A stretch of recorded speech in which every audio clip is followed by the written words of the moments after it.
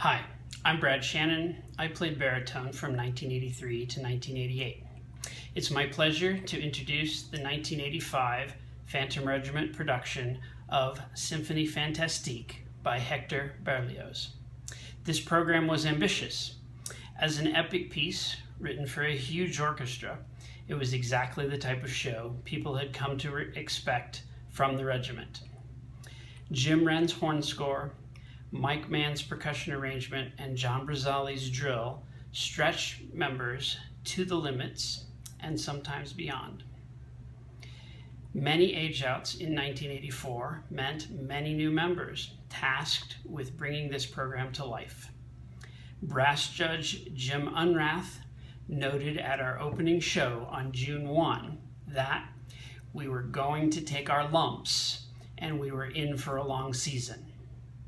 The Cavaliers beat us at their home show for the first time in a decade on June 8.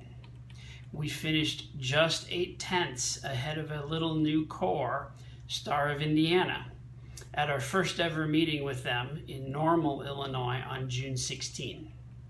But talent and dedication amongst the members was clear.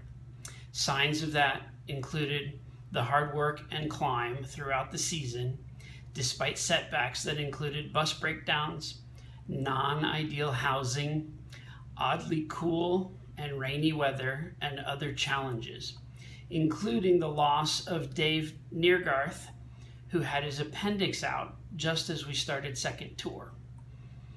And we had an appearance of strep throat that worked its way through part of the corps in August as finals approached. Highlights of the summer included Robert Nunez repeating as DCI contrabass solo champion, earning back-to-back wins in 1984 and again in 1985 as an age-out.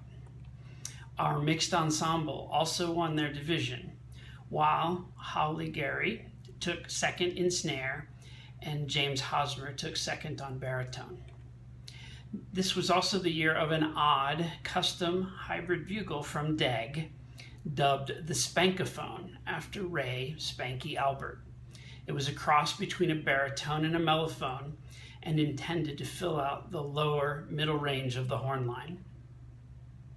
We started the season with Harvard Milk Days Parade on a blinding whitewashed street through the middle of town before our first show.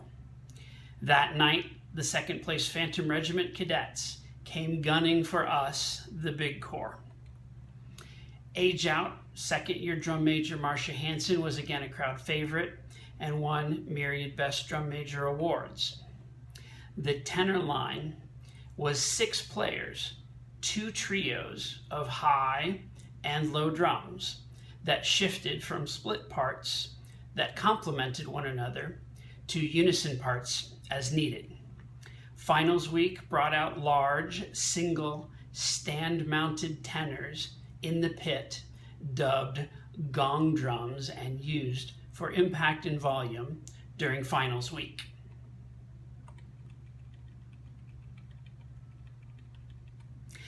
The corps finished with a score of 90.1, good for 8th place in Madison.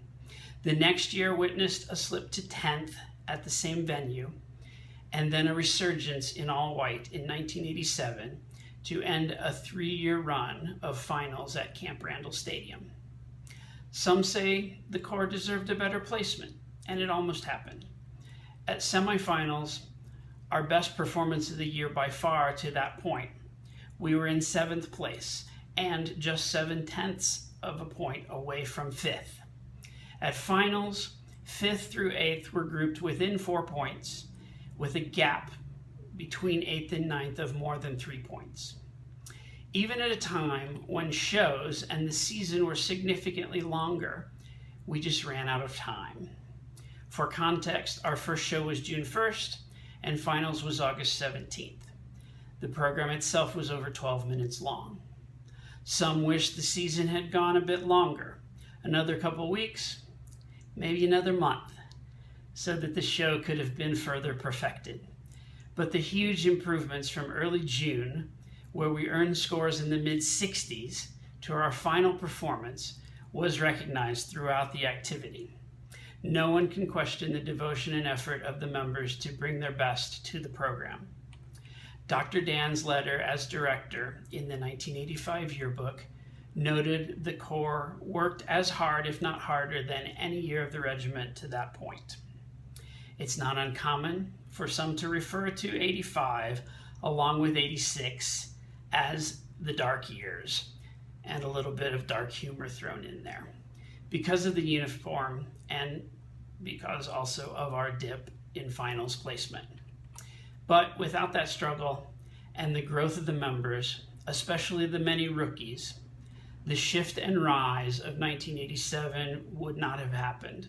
The experience and lessons learned by staff members and the organization as a whole laid the groundwork for that resurgence.